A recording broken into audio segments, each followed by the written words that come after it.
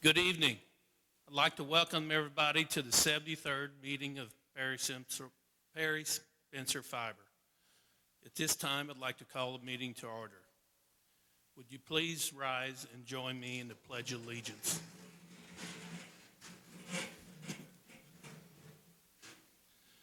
I pledge allegiance to the flag of the United States of America and to the republic for which it stands, one nation, under God, indivisible, with liberty and justice for all.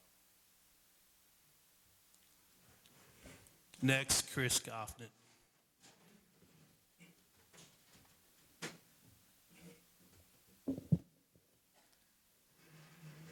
Notice of mailing of the annual meeting was sent to the membership in accordance with the bylaws and at the direction of the secretary.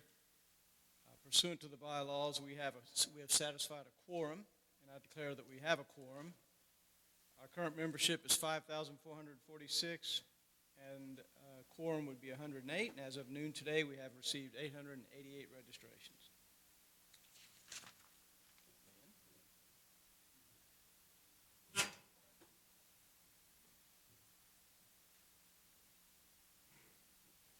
Good evening.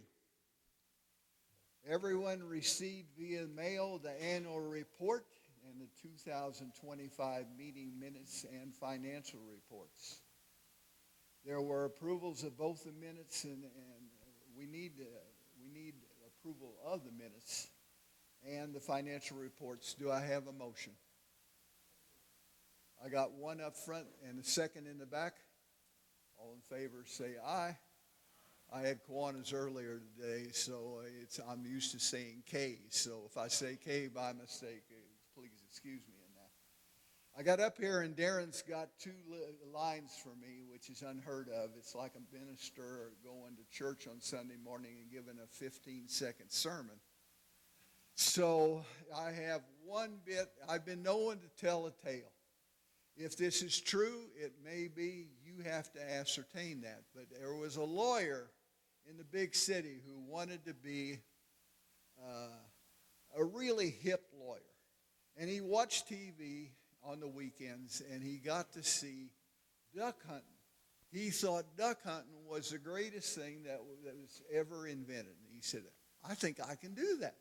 So he went to the sporting goods store and he bought the camo and he bought a shotgun and he bought a blind and a duck call and rented a dog from the nearby pound that was a bird dog, and he got all ready to go duck hunting. So now he had all his gear and he decided, well, I'm going to go find a place to duck hunt. So he went into rural America, our kind of place. And he got into rural America and he's driving along and he sees this beautiful lake with all these ducks flying in. He said, that's where I'm going to go. So he drives up to the owner's farmhouse and he says, can I duck hunt in your pond? He said, sure, not a problem. But let me be advised that there is one thing you have to keep in mind. You see that fence that stretches across the backside of that lake? On the other side of that is a farmer, and he's kind of cantankerous. I think it was Dilger.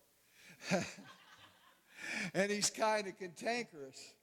And he said, if you shoot a duck and he falls on the other side, do not cross that fence. It's not a problem. So at 4 a.m. the next morning, he gets up, he gets his gear, he sets his blind up, he gets his duck call, and he goes quack, quack, quack. Here comes a bunch of ducks in, boom, shoots the first duck, flutter, flutter, flutter, falls on the other side of the fence, which you knew that was going to happen. So he looks around and he said, what am I going to do now? Well, I don't see Mr. Farmer. I'm going to climb that fence and get my duck. So he climbs the fence, he gets right up at the very top of the fence, and over the hill comes a tractor with Mr. Farmer sitting on it. And he drives up to the lawyer, and he says, sir, what are you doing? He said, well, I was duck hunting on your neighbors. I shot a duck. It fell on your side, and I wanted to retrieve my duck. And the farmer said, listen, sir, that's not your duck. That's my duck. That's on my side of the fence. He said, yeah, but in Indiana, it's the law that if I shoot something, I'm allowed to go get it. He said, well, out here in rural America, it's the law that if it's on my side of the fence, it's my duck. Well, he said, I'm going to have to sue you. I'm going to take you to small claims court. He said, no, sir, you don't understand. In rural America, we do not have small claims court. We got the 3-kick rule. And he thought a little bit. He said, the 3-kick rule, what's that? He said, well, one of us starts out and we kick the other one 3 times. Then the other one goes around and kicks 3 more times. And the last person standing gets the duck. He says, okay. He said, I'm a lot younger than this guy is. And he's thinking to himself, and he said, I think I can take this farmer. So, the farmer, who was probably in his 70s, he said, well, it's my side of the fence. The duck's there. I get to kick you first. And the lawyer says, okay. So the farmer rears back with his steel-toed boots, unleashes a kick, and kicks the lawyer in a very sensitive spot. He doubles over, and he's in agony. He rears back his leg a second time, and he kicks him in the stomach. And he loses his morning breakfast, and now things are not going. He's on all fours. He's on the ground, and he kicks the lawyer one more time, and he knocks him head first into a fresh cow patty that was in the pasture. He thinks, oh, this is terrible. So the lawyer spits and sputters and carries on, and finally he gets up and he says, okay, it's my turn. And the farmer says, nah, you can have the duck. Have a good evening.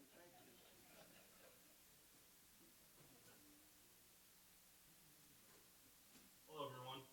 I hope you're all having a great day. I'm excited to get the chance to present to you the 2025 audit results. My name is Jason Liu. I'm a senior manager out of our Kansas City office, and I'm serving as your engagement leader for the 2025 audit this year. Now, today I'll be going over the audit report, a few key financial statement results, and then finally bring things home with a few key takeaways from the audit. Now, I know I stand between everyone and either lunch or raffle prizes, so I promise to make this quick. And then with that, let's get the show on the road. So we issued the 2025 audit report back in April, and happy to say that it was an unmodified opinion for this year, otherwise known as a clean opinion. It's really a result of the hard work from management and the rest of the executive team in making sure that everything was being done correctly, accurately, and we really had no issues in working with Kelly and the rest of the group. As always, they were very responsive and available to us during the process, so greatly appreciate all the hard work by them. Looking forward to next year's audit. All right, let's jump into the 2025 financial highlights. Starting with the income statement here, draw your attention to the operating revenues of the co-op. Seeing almost a $500,000 uptick in the current year, and a lot of that's due to the broadband revenues that we'll talk a little bit more on the next slide, but additional customer growth in the CLEC area kind of driving those results. As far as the operating expenses of the co-op, again, another $500,000 uptick here, and mostly that's due to depreciation expense growing over the years, especially as all of the projects that were closed in 23, 24 start to kind of drive up that depreciation expense. So pretty expected, but something to note there. Operating income overall pretty stacked from last year. And then other income, seeing about a $200,000 jump from last year. Again, a lot of that's coming from investments, gain on the securities that you guys are all invested in. So great to see the uptick there. And then overall net margins year over year, again, pretty consistent. So great to see that. All right, now let's dive into the 2025 revenue sources a little bit. If you recall from the previous slide, overall revenues for 2025 were about $24.2 million in the current year. Really what this chart shows is the makeup of that $24 million. So you'll see on the left, broadband revenue makes up about 48% of that. And so that's up from 45% in the previous year, which is, again, good to see, because what that tells me is there's additional revenue growth on the CLEC areas, and what that takes away from is access, USF settlements, going down from 43 last year to 41% this year. And so really kind of being less reliant on settlements and subsidies there, and really kind of carving your own way with additional growth on controllable revenue, controllable margins. So super important as the co-op grows and kind of expands further, bringing services to new areas and new parts of the network. So that's great to see. All right, now let's jump over to the balance sheet. The first line item, current assets, what that's going to be is your cash and cash equivalents, your accounts receivables, prepayments, materials and supplies. Pretty consistent year over year, so great to see it at a very high position still. Really, what that tells me is it's an indicator of the current health of the company, ability to pay down any liabilities that are coming down the road within the next year. The second line item, net plant, again, down a little bit from last year, but that's to be expected, as if you recall from our previous discussion on the income statement, a lot of that's driven by the depreciation expense on the plant, and really this is indicative of where the co-op is at its current life cycle of, finishing the build-outs that have been kind of coming through from 22, 23, 24, and now it's maintaining the plant, and so expected to see that kind of drop each year as additional depreciation expense is layered into that balance. Now jumping down a little bit to the long-term debt number, so that's down from 18.5 million last year to 16.8 this year, so that includes all of the payments on the current debt as well as any lease obligation payments that were made during the year. So great to see that number continue to kind of come down. And again, kind of indicative of, where the company is and its kind of, financial health and ability to draw down more if needed. And then the last item, patronage capital, coming down from 48.9 million last year to about 46.5 million this year. So what that is all the equity of the company, which includes the patronage payouts as well for the current year. So most of that drop coming from larger payouts, general retirements in the current year, kind of driving that activity. All right, with our final slide, going through a few key observations and takeaways from the audit. Again, like I explained on the last slide, additional capital credits paid in the current year, 3.2 million in 25, up from 1.3 million dollars in 24, paid out to the membership. So great to see that.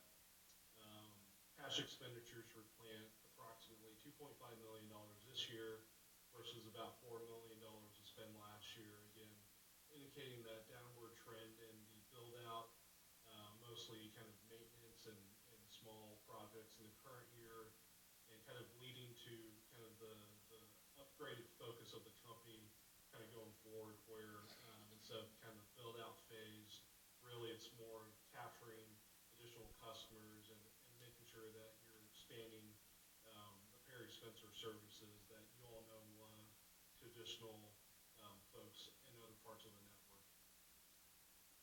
And for the very last slide, again, kind of seeing that growth in internet/broadband revenue, almost 7.5 from the previous year, which is tremendous to see that, and kind of indicative of, kind of future success and kind of the financial health of the company, kind of making sure that, that continues to be a focus, which I know in talking with Daren and the board that is. And so I think overall, all of these kind of key takeaways, really kind of good to see, and from a financial point of view, I think you guys are all in a really good position moving forward into the future. So with that, that concludes my presentation. Again, appreciate the time today. Hope you all have a great rest of the meeting, and talk to you all next year. Thank you.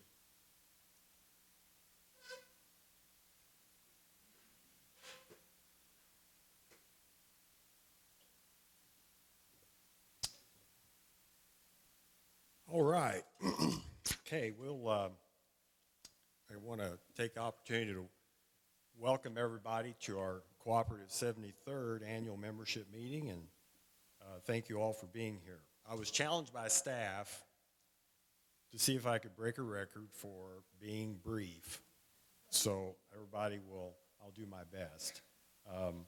Your cooperative remains strong and relevant and committed to both serving our members and our customers. And I'd like to take the opportunity to introduce and acknowledge your board of directors. They are an engaged, dedicated group. They're always prioritizing the best interests of the cooperative. Tim Denu is our chairman, 22 years. Nick Dilger, vice chairman, 23 years. Lynn Kahle, secretary treasurer, 33 years. Mark Lautner, 9 years. Jediah French, 3 years.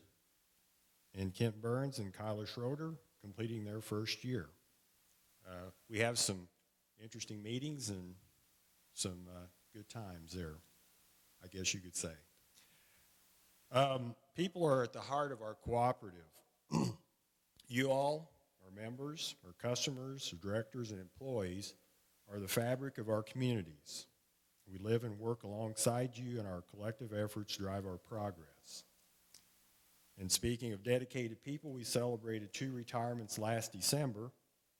Kurt Smith, 33 years. Kurt began in 1992 as an outside plant technician in Perry County. He eventually moved into the central office in 2008 and concluded his career as our inside plant working foreman. Fred Recker, 26 years. Fred started in 1999 as network administrator, and he guided us through a lot of technological evolution from dial-up and fixed wireless to DSL, and finally fiber to the home. And he retired as our vice president of broadband operations. Kurt and Fred leave behind a legacy of excellence, and we thank them for their service and wish them the very best in their retirement. So when we have retirements, then we have to have opportunities for hopefully folks to advance in, and we've had some of those that have stepped up. So Jeremy Johnson has been promoted from network engineer to vice president of network operations. During his 21 years at PSC Fiber, Jeremy has built a very deep experience and knowledge, and he's doing an outstanding job leading our network and broadband operations. This past January, Eric Elder was promoted to network administrator after more than 14 years as a technical support specialist. Many of you may have spoken with him over the years if you've had some issues. To fill his position, we welcome Travis Harrod as our new technical support specialist. Travis brings valuable industry experience, and we look forward to the support he will provide to our members and customers. I'd also like to recognize Scott Bateman for 25 years of service. Scott joined PSC Fiber on November 19, 2001 as network administrator. In a smaller company, employees often have to wear many hats, and Scott has done just that. He played a key role in our fixed wireless service, became a certified tower climber, and developed the skills to work aloft and perform high-angle rescue. He's also supported our hosted voice service in every stage of our broadband network's growth and evolution. In 2024, Scott was promoted to network security compliance engineer, where he now leads our cybersecurity efforts and remains focused on the constantly changing landscape of network security threats. And I'd like to congratulate Scott and thank him for 25 years of dedicated service. We're fortunate here to have such a strong team, and I often hear from members and customers about the positive experience they have with our employees. We continue to be attentive to your needs by maintaining a robust 100% fiber broadband network.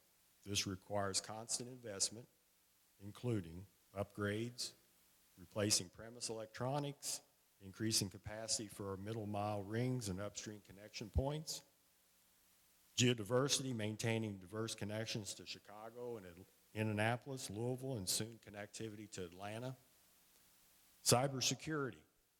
Everybody's heard about cybersecurity and some of the issues. It's kind of the new normal that we dedicate resources to protecting our infrastructure against those threats. And AI, artificial intelligence. As a technology company, we utilize AI and continue to evaluate how AI can help us be better, more efficient, and benefit our cooperative and our members. Maintaining progressive, affordable service in rural areas require a solid financial foundation. Universal Service Fund has been vital to our success for 30 years. And currently USF is undergoing reform, but we remain actively engaged to ensure that this critical support continues for us here in rural America.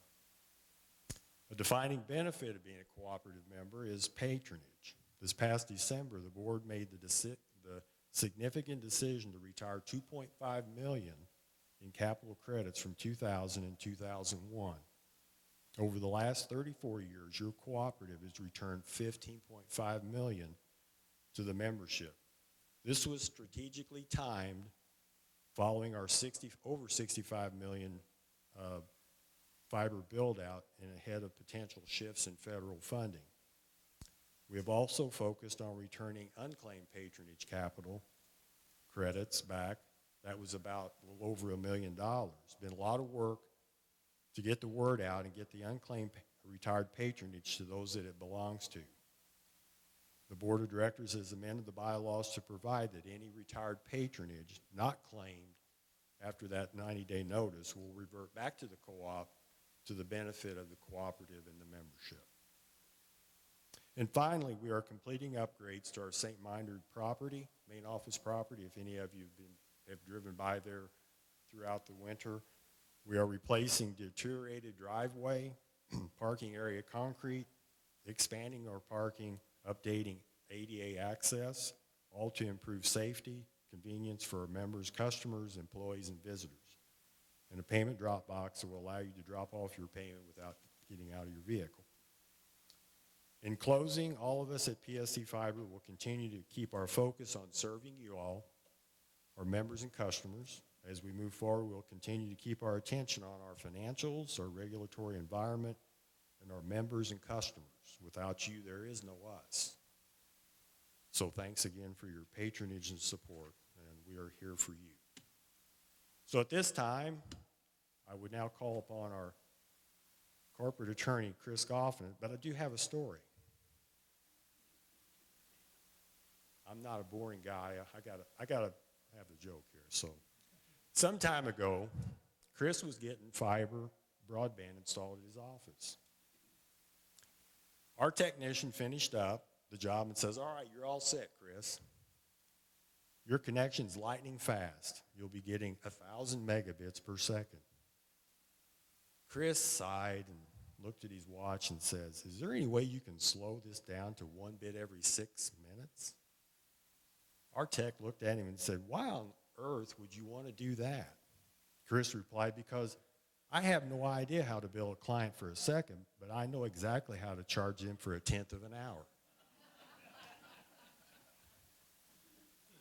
But all jokes aside, Chris has been a trusted and relied upon counsel for PSC Fiber for many years. Chris knows and understands cooperatives as he represents other cooperatives in the state as well. So thanks, Chris, for your counsel and your support. We appreciate it.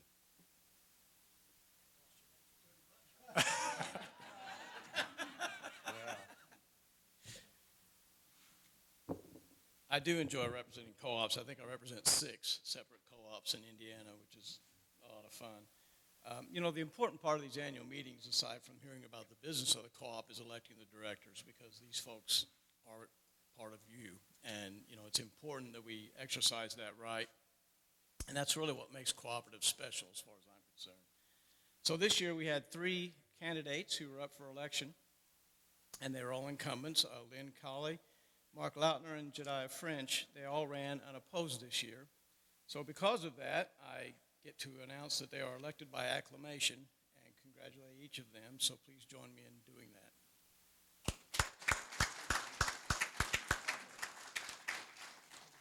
I think that's it.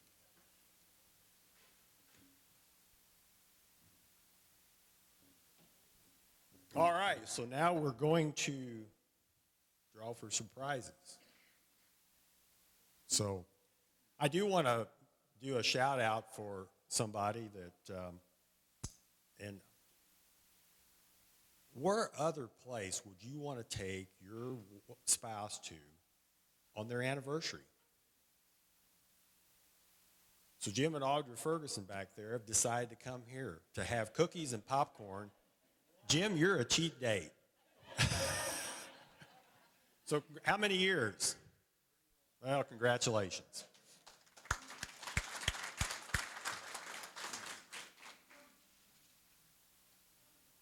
Okay, so we're going to draw first for what? A 850s and 210s, okay. Whatever you all.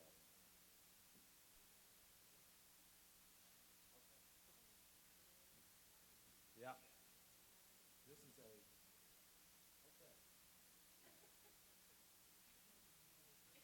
a, okay, we have a winner for a $100 bill credit, and it goes to Hillary Schaefer. There you are.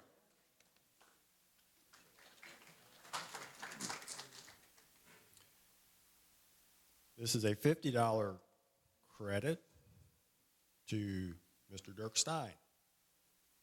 There you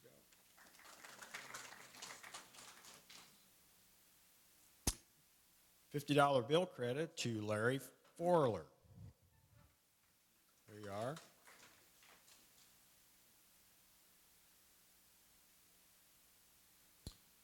Another $50 bill credit goes to Daryl Berger.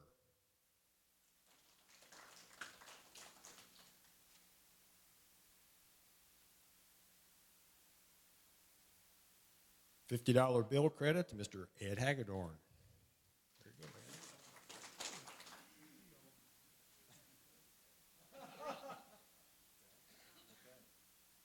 man. Now for a $100, David Berkey.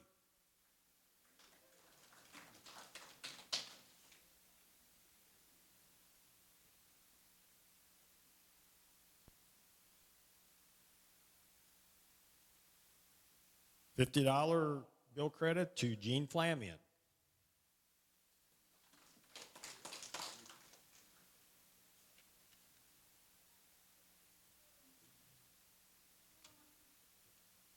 $50 bill credit to Samuel Jant. There you go.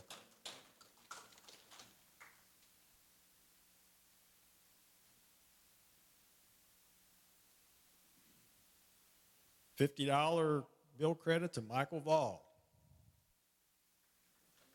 There he is.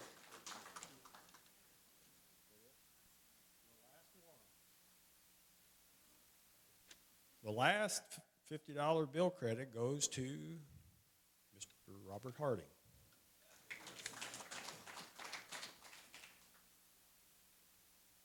All right. Well, I think that's it, folks, unless y'all want to stay for anything else. But I would entertain a motion for an adjournment. Robert, second, your name. Mary Jo Beckman. And we'll call ourselves adjourned. I do wish, thanks for everybody coming. Have a great rest of your evening and have a good Memorial Day weekend. So thanks a lot. Appreciate it.